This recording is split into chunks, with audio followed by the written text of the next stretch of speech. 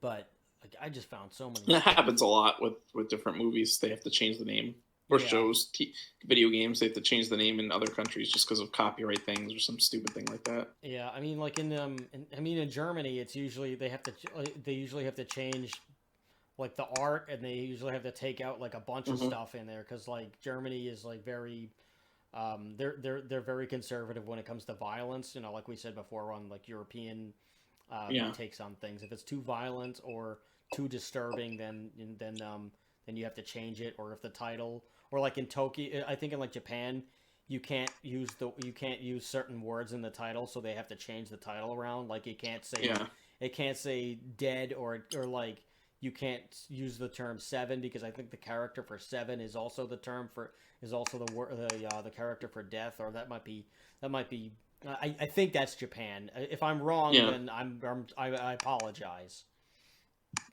But I, it's just, it's really interesting what you'll see from one world to another. Or like if, or like Cannibal Corpse, for example, their first four albums are totally banned in Germany. Like they can't. I think in Japan they had to change the artwork, but in Germany they cannot use. They can't even sell the album, and they can't even play anything from those albums live, which is Yeah. some of the fans' favorite material. Like they can't play Hammer Smashed Face, which is what they close every show with. They can't do anything from the first four albums. That's Um, crazy. yeah, I mean it's very interesting stuff. I know But in what you call it, in Poland, they have pretty stringent like blasphemy laws, I guess, because it's very Catholic. So oh there yeah, is that makes sense. who's that one black metal band from Poland? Oh, Vader. They're my favorite. Not Vader. No, not No Vader. no, Vader is death metal. Yeah. Um, ooh, from Poland. They're big. I'm drawing They're a big. blank. Yeah, I'm like this is. I know this is like a. We were gonna like sound like idiots because like we know this band, but it's like one of those you just can't think of it. No, not Marduk. Marduk is not Polish. Uh, Uh, what the hell? oh no, they're. Trying to look it up. Hold on. I know this. I know this. Not Dark Throne. I don't think Dark Throne is from there. It's not Dark Throne. Um, It's not Bathory. Bathory, I believe, is Swedish or Norwegian. I'm sorry. yeah, no, yeah, he's Norwegian. I Yeah. know Bathory. I think is Swedish, actually. Oh. I think um, shit, what's his name? Not, Immortal. Is Immortal Polish? No, No, Immortal's not no, Polish. they're from Norway. Yeah. Ah, God. I No, know this. We're lagging on this episode now. Damn it, I damn it, know. damn it. All right, just say penis 100 more times. Everyone will forget. penis, Penis, penis. penis, penis. Uh, Crap. I'm never gonna find it now. Behemoth. Duh. Oh, God, I'm an idiot. Derp. Yeah. How did I Anyway. forget? Oh, I Yeah, that think was. because See, I told you we were gonna sound like idiots. no, I know why. I associate them with death metal. That's why. Okay. So yeah. So Yeah, anyway, Nurgle I've been has meaning started to see a them a long. Nurgle apparently has started a GoFundMe to pay for his like legal fees because he's getting like sued by the Polish government or something What? for blasphemy. Yeah. Oh my God. So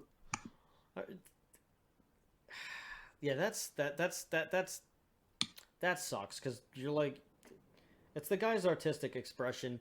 He might not even like he's probably like in his 40s now. He like late 30s, if not yeah. like late 30s, early 40s, probably. I mean, Well, it's just stupid that he we live. probably You know. doesn't believe what he's like. He probably doesn't like believe what he's like writing anymore or saying to like such an extent. Like he has enough conviction to write the song, and he knows what he needs to do to keep the people happy. But like, I highly doubt that that he has the same like I highly doubt that he has like the same thought process that he did when he was like an 18-year-old kid writing this stuff. Yeah. It's just Like, stupid that we live it's just in a like silly. it's 2021 and we still have countries that like prosecute you for free speech. Like this is clearly it's not even like you can't even argue it's incitement or something like that because it's literally there's no like it's not Yeah, it's just a this style of is music. right yeah,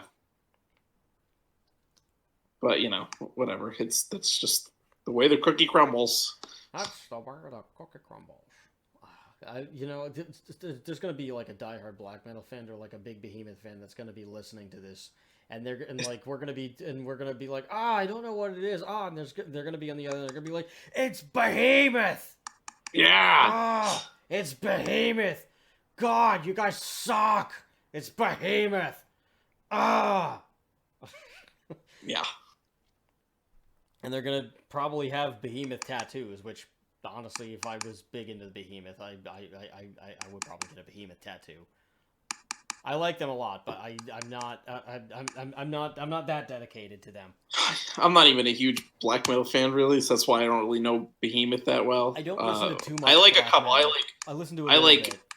I like the black metal bands that don't take themselves too seriously. So I like Immortal, and I like Bathory. I don't even really consider black metal because their first two albums were black metal, but then after that they changed. They got a lot more just doomy, I would say. Yeah, it's Viking metal. Yeah, a lot more like Viking-y. Like Amon Amarth's first album is like a little closer to black metal than it is to like Viking metal, but like the premise was always there. It's just they like slowly evolved out of black metal. I would say they have like black metal roots and black metal influences. Yeah, but not necessarily a black metal band. Well, it's Bathory too. Is like that. They obviously still have kind of a, but even like Quorthon's vocals, like it was pretty like like he really was like screaming on like the first two albums, but then like he got more into like almost like I don't want to say a singing voice because it's not really singing, but like it's more melodic than it was on the first two albums where he's just like with the black metal like right. and then going on from like the third album forward he kind of like is more like almost like a thrash metal vocal style. I mean, the band where you can clearly understand the lyrics. Yeah, I mean the band that I like a lot. There's two bands in the States that I like a lot. I mean, one is Witch Haven. They're like a black thrash band. They're like Witch Haven are good. Yeah, they're awesome, and yeah, like Henry's a very cool guy. They're all very cool dudes. Mm-hmm. I saw them a few years ago at the Acheron. I want to say it was the Acheron. It was over in like Greenpoint or Williamsburg or something like that. It's in the middle of like this very industrial thing. So it's like this. It's in the middle of nowhere. This street where like if you don't know where you're going, if you've never been there before and you're like and you don't see like a group of metalheads going to the show, that's one, because they're already there, and two, like you might think that you're in like it looks like you're in a bad part of town, so like you get a little spooked out the first time that you go, or if you're walking by yourself and it's late. But like it's an awesome freaking place. I didn't see too many shows there, but I saw Solstice there when they did the reunion show. I did and I saw Witch Haven there, and I saw a few more bands that right now it just kind of escapes me, but that place is really cool. Yeah. And it's next to a coffee shop, which is, always nice. Yeah. You need that little pick-me-up in between sets. But, where was I going with this? Oh, crap. Oh, yes, I saw Witch Haven. I saw Witch Haven there, and they were amazing. Yeah. But like Witch Haven plays Black Thrash. I love them a lot. Henry was a guest on one of my old podcasts, on the Bonesaw podcast, and like we talked about a bunch of crazy stuff. Like we talked about the band, we talked about 9/11, and just like our experiences on that day. Him obviously in California, just finding out about it. Me, living in New York and just being right in the soup. It was just a really great interview. If you guys can find it, then like I highly recommend that you check it out. Maybe I'll track it down and like put a link in the description of everything so that like people can take a listen to it. But the other band that I like a lot is our pal Ben from Incinerator. He's in this black metal band called Thy Antichrist, and they're freaking good, man. Yeah. They're just this like the singer is from Colombia, so like they're technically a Colombian black metal band. They were Colombian for the first like 10 years or whatever, and then he moved over to Texas, and like all the other members are now American. And oh my god, they play some really great like old school, raw like pure black metal, and they're terrific. I saw them a few times. The last time that I and like whenever they come into New York, I always just go and just hang out with Ben, and we just kind of catch up a little bit. And it's always great. It's always a great time just like hanging out with Ben. Like I stayed at his place in Dallas one time for a week, and that was a great freaking trip, man. Like I just remember like the cost of living was just so freaking low. Yeah, Texas is could awesome. not believe it. And, Yeah, like the shows were great. They had like this great little territory system for the local shows because all the bars are walking distance where they do the metal shows. So like they would have shows on the same day, but they would stagger the time slots of when they started so that everybody could see the headlining bands, or everybody could at least see something. And like if you got like you'd get like a stamp or something. And it would tell you that you went to this show and this show and this show at like the other venues, so like you'd get like a discount off of the other shows, and then everybody pooled their money together at the end of the night, and everybody made money. You know, it's just a great thing that I don't know if it happens anywhere else. I know it doesn't happen in New York for damn sure, because if that happened, then we'd have a scene. Oh no, I think I just killed the business. But I don't care. When we did shows, most of the shows that we did, we just booked ourselves anyway and just paid out of pocket. So we did our own promotion, and we actually made money. So if other people wanted to actually do it, then go grow a pair. But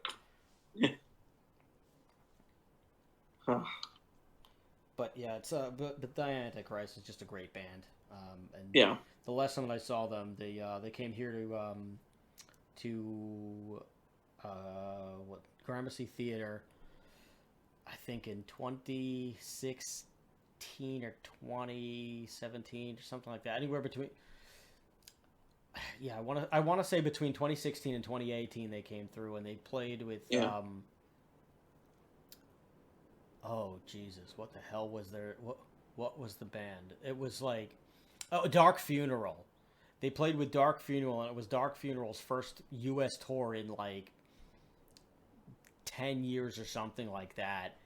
And it was a sold out show, and oh my god, Thy Antichrist was great, but Dark Funeral, oh my god, that singer, the front man, that guy is terrifying. So like everybody was saying it, and like from all the other bands, like they just looked at like anytime someone brought up the guy's name, they were like, oh, somebody put the devil in that boy. every person had the same thing to say, and it was just somebody put the devil in him. Yeah.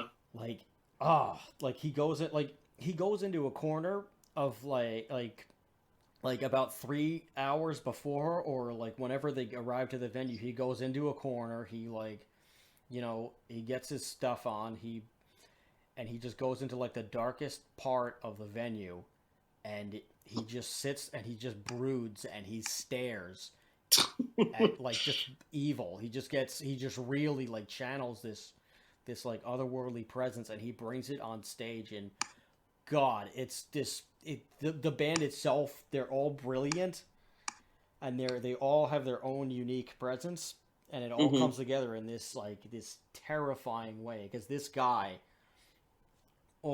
there is something special about that guy, and he is not for the faint of heart when he's doing a show. Like anytime outside of that window from anytime between when they get to the venue and when the show is over, he's fine.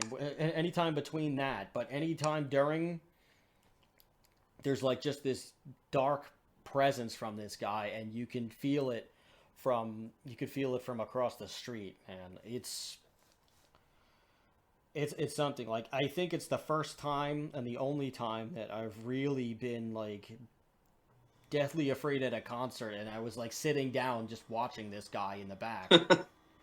Like, what a freaking showman. Yeah. You know. But that's what I have to say about black metal. We could do a whole episode on black metal, which I'm fine doing that too. We should. I actually was thinking about that the other day that we should, because I think black metal would be a good one. Because I'm not like it's so crazy that it's almost like it's fantasy lore. Yeah, and I'm not actually, honestly, I'm not, like I said, I'm not a huge fan of black metal. Like, I like a couple bands, but I'm not like, I think black metal. Like, black metal bands and fans take themselves way too seriously in a lot of instances, and it's like they become a little bit of a meme. So I like the bands that are, again, that don't take themselves too seriously, like Immortal, that kind of just play music, and they're just not like crazy people, like. Right, like they get it. They're like, all right, I'm just doing a gimmick here. Like, don't worry about it. Yeah, it's not like someone like Varg who like lives the life as like you gotta be true cult, kind of like. Yeah, that guy's out of his freaking mind. Yeah. You listen to like Abbott, like when he does like interviews and stuff, and he's just like a silly dude. He doesn't really care, Yeah, or like Ishane from Emperor. Yeah. Like the other two guys, they were off like doing like Samoth and the other, oh god, what the hell is his name? The other guy, the drummer, I forget his name, but the